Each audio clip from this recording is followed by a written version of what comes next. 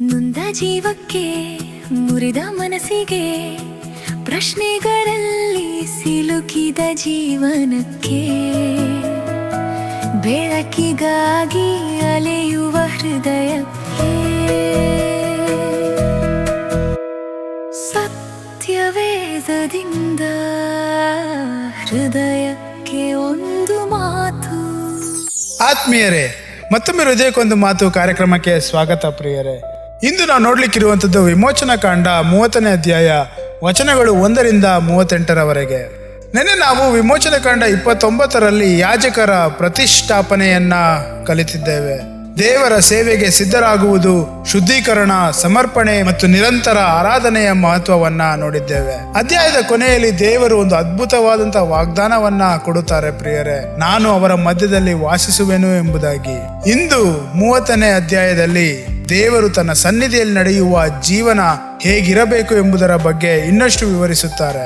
ಈ ಅಧ್ಯಾಯದಲ್ಲಿ ಧೂಪವೇದಿ, ತೊಳೆಯುವ ತೊಟ್ಟಿ, ಅಭಿಷೇಕದ ಎಣ್ಣೆ ಮತ್ತು ವಿಶೇಷ ಧೂಪದ ಬಗ್ಗೆ ನಾವು ಓದುತ್ತೇವೆ. ಮೊದಲ ನೋಟಕ್ಕೆ ಇವು ಬೇರೆ ಬೇರೆ ವಿಷಯಗಳಂತೆ ಕಾಣಬಹುದು, ಆದರೆ ಇವೆಲ್ಲವೂ ಒಂದೇ ಸತ್ಯವನ್ನ ಹೇಳುತ್ತವೆ. ದೇವರ ಸನ್ನಿಧಿಯು ಅಮೂಲ್ಯವಾಗಿದೆ ಎಂಬುದಾಗಿ, ಆದ್ದರಿಂದ ಅದನ್ನು ಗೌರವದಿಂದ ಸಮೀಪಿಸಬೇಕು ಎಂಬುದಾಗಿ ನಮಗೆ ನೆನಪು ಮಾಡುವಂತವಾಗಿದೆ. ಅಧ್ಯಾಯದ ಆರಂಭದಲ್ಲಿ ದೇವರು ಧೂಪವೇದಿಯ ಬಗ್ಗೆ ಹೇಳುತ್ತಾರೆ. ಇದು ಬಲಿಪೀಠದಂತೆ ದೊಡ್ಡದಾಗಿರಲಿಲ್ಲ, ಸಣ್ಣದಾಗಿತ್ತು.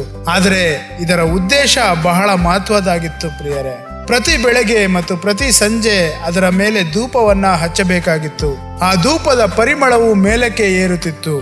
ನಂತರ ಸತ್ಯವೇದದಲ್ಲಿ ಬೇರೆ ಬೇರೆ ಭಾಗಗಳಲ್ಲಿ ಧೂಪವು ಪ್ರಾರ್ಥನೆಯ ಸಂಕೇತವಾಗಿ ಬಳಸಲ್ಪಡುತ್ತದೆ. ಇದರಿಂದ ದೇವರು ತನ್ನ ಜನರಿಗೆ ಒಂದು ವಿಷಯವನ್ನ ಕಲಿಸುತ್ತಾ ಇದ್ದಾರೆ. ಪ್ರಾರ್ಥನೆ ಕೇವಲ ಸಂಕಷ್ಟದ ಸಮಯದಲ್ಲಿ ಮಾಡುವ ಕೆಲಸವಲ್ಲ, ಅದು ದೇವರೊಂದಿಗೆ ಇರುವ ನಿರಂತರ ಸಂಬಂಧದ ಭಾಗ ಎಂಬುದಾಗಿ.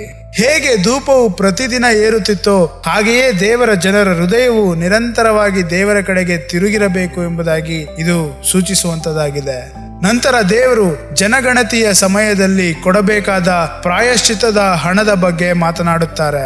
ಇಲ್ಲಿ ಒಂದು ಆಸಕ್ತಿದಾಯಕ ನಿಯಮವಿದೆ. ಪ್ರಿಯರೇ, ಶ್ರೀಮಂತನು ಹೆಚ್ಚು ಕೊಡಬಾರದು, ಬಡವನು ಕಡಿಮೆ ಕೊಡಬಾರದು, ಎಲ್ಲರೂ ಒಂದೇ ಮೊತ್ತವನ್ನ ಕೊಡಬೇಕು ಎಂಬುದಾಗಿ ಸತ್ಯವೇದ ಹೇಳುತ್ತದೆ. ಇದರ ಮೂಲಕ ದೇವರು ಒಂದು ಆಳವಾದ ಸತ್ಯವನ್ನ ಬೋಧಿಸುತ್ತಾ ಇದ್ದಾರೆ. ದೇವರ ಮುಂದೆ ಎಲ್ಲರೂ ಒಂದೇ ಸ್ಥಿತಿಯಲ್ಲಿ ನಿಂತಿದ್ದಾರೆ ಎಂಬ ಒಂದು ಸತ್ಯ.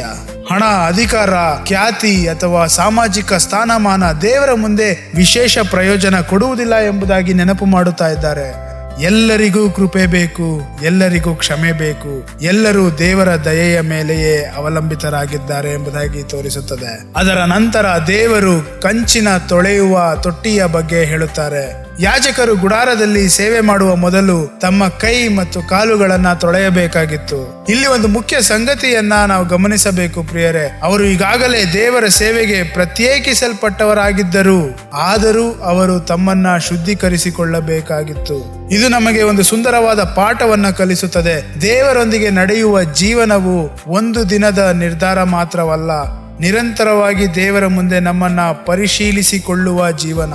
ಪ್ರತಿದಿನ ದೇವರ ಕೃಪೆಯನ್ನ ಅವಲಂಬಿಸುವ ಜೀವನ, ಪ್ರತಿದಿನ ಹೊಸದಾಗಿ ದೇವರ ಕಡೆಗೆ ತಿರುಗುವ ಜೀವನ. ಮುಂದೆ ದೇವರು ವಿಶೇಷ ಅಭಿಷೇಕದ ಎಣ್ಣೆಯ ಬಗ್ಗೆ ಸೂಚನೆಗಳನ್ನ ಕೊಡುತ್ತಾರೆ. ಈ ಎಣ್ಣೆಯನ್ನ ಯಾಜಕರಿಗೂ, ಗುಡಾರಕ್ಕೂ ಮತ್ತು ದೇವರ ಸೇವೆಗೆ ಸಂಬಂಧಿಸಿದ ವಸ್ತುಗಳಿಗೂ ಬಳಸಲಾಗುತ್ತಿತ್ತು. ಅದು ಸಾಮಾನ್ಯವಾದಂಥ ಎಣ್ಣೆ ಅಲ್ಲ ಪ್ರಿಯರೇ, ದೇವರಿಗಾಗಿ ಪ್ರತ್ಯೇಕಿಸಲ್ಪಟ್ಟಿರುವಂಥ ಎಣ್ಣೆ. ಅದೇ ರೀತಿಯಲ್ಲಿ ವಿಶೇಷ ಧೂಪದ ಸೂತ್ರವನ್ನ ದೇವರು ನೀಡುತ್ತಾರೆ. ಆ ಧೂಪವನ್ನ ವೈಯಕ್ತಿಕ ಬಳಕೆಗಾಗಿ ತಯಾರಿಸಬಾರದು ಎಂದು ಕಟ್ಟುನಿಟ್ಟಾಗಿ ಹೇಳುತ್ತಾರೆ. ಇದರ ಮೂಲಕ ದೇವರು ತನ್ನ ಜನರಿಗೆ ಒಂದು ಸತ್ಯವನ್ನ ಕಲಿಸುತ್ತಾ ಇದ್ದಾರೆ. ದೇವರಿಗೆ ಸೇರಿದ ಕೆಲವು ವಿಷಯಗಳು ದೇವರಿಗಾಗಿಯೇ ಇರಬೇಕು. ಅವುಗಳನ್ನ ಸಾಮಾನ್ಯವಾಗಿ ನಾವು ಕಾಣಬಾರದು, ಅವುಗಳನ್ನ ಲಘುವಾಗಿ ನಾವು ತೆಗೆದುಕೊಳ್ಳಬಾರದು ಎಂಬುದಾಗಿ. ಈ ಅಧ್ಯಾಯದ ಎಲ್ಲಾ ಭಾಗಗಳನ್ನ ಒಟ್ಟಾಗಿ ನೋಡಿದರೆ ಒಂದು ಸ್ಪಷ್ಟವಾದಂತ ಸಂದೇಶ ಕಾಣಿಸುತ್ತದೆ. ಧೂಪವೇದಿ ಪ್ರಾರ್ಥನೆಯನ್ನ ನೆನಪಿಸುತ್ತದೆ, ಪ್ರಾಯಶ್ಚಿತ್ತದ ಹಣ ಕೃಪೆಯ ಅಗತ್ಯವನ್ನ ನೆನಪಿಸುತ್ತದೆ, ತೊಳೆಯುವ ತೊಟ್ಟಿ ನಿರಂತರ ಶುದ್ಧೀಕರಣವನ್ನ ನೆನಪಿಸುತ್ತದೆ ಮತ್ತು ಅಭಿಷೇಕದ ಎಣ್ಣೆ ಸಮರ್ಪಣೆಯನ್ನ ನೆನಪಿಸುತ್ತದೆ. ಇವೆಲ್ಲವೂ ಸೇರಿ ಒಂದು ವಿಷಯವನ್ನ ಹೇಳುತ್ತದೆ: ದೇವರೊಂದಿಗೆ ಇರುವ ಸಂಬಂಧವು ಅಮೂಲ್ಯವಾದದ್ದು, ಅದನ್ನ ಗೌರವದಿಂದ ನಡೆಸಿಕೊಳ್ಳಬೇಕು ಎಂಬುದಾಗಿ. ಹಾಗಾದ್ರೆ ಇಂದಿನ ವಾಗ್ದಾನ, ದೇವರು ತನ್ನ ಜನರ ಪ್ರಾರ್ಥನೆಗಳನ್ನ ಕೇಳುವಂತ ದೇವರಾಗಿದ್ದಾರೆ. ಹಾಗಾದ್ರೆ ಇಂದಿನ ವಾಗ್ದಾನ, ದೇವರು ತನ್ನ ಜನರ ಪ್ರಾರ್ಥನೆಗಳನ್ನ ಕೇಳುವಂತ ದೇವರಾಗಿದ್ದಾರೆ. ಧೂಪವು ದೇವರ ಸನ್ನಿಧಿಗೆ ಏರಿದಂತೆ ದೇವರ ಜನರ ಪ್ರಾರ್ಥನೆಗಳು ದೇವರ ಮುಂದೆ ಅಮೂಲ್ಯವಾಗಿವೆ. ದೇವರು ಕೇಳುತ್ತಾರೆ, ದೇವರು ಗಮನಿಸುತ್ತಾರೆ ಮತ್ತು ದೇವರು ಕಾಳಜಿಯನ್ನು ಸಹ ವಹಿಸುತ್ತಾರೆ. ಹಾಗಾದ್ರೆ ಇಂದು ನಾವು ಕೈಗೊಳ್ಳಬೇಕಾಗಿರುವಂತಹ ಆಜ್ಞೆ, ಪ್ರಾರ್ಥನೆ ಮತ್ತು ಪರಿಶುದ್ಧತೆಯಲ್ಲಿ ನಾವು ನಡೆಯಬೇಕು. ಪ್ರತಿದಿನ ದೇವರೊಂದಿಗೆ ನಾವು ಮಾತನಾಡಬೇಕು. ನಮ್ಮ ಹೃದಯವನ್ನ ನಾವು ಪ್ರತಿದಿನ ಪರಿಶೀಲಿಸಬೇಕು ಮತ್ತು ದೇವರ ಸನ್ನಿಧಿಯನ್ನ ನಾವು ಯಾವಾಗಲೂ ಗೌರವಿಸಬೇಕು.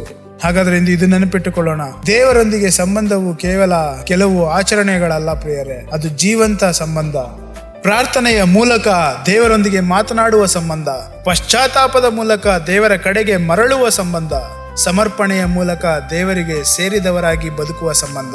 ಆದುದರಿಂದ ಇಂದು ಸ್ವಲ್ಪ ಸಮಯ ತೆಗೆದುಕೊಂಡು ದೇವರೊಂದಿಗೆ ಮಾತನಾಡೋಣ. ನಮ್ಮ ಹೃದಯವನ್ನ ದೇವರ ಮುಂದೆ ಇಡೋಣ ಮತ್ತು ದೇವರ ಸನ್ನಿಧಿಯು ನಮ್ಮ ಜೀವನದ ಅತ್ಯಂತ ಅಮೂಲ್ಯವಾದಂತಹ ಭಾಗವಾಗಿರಲಿ.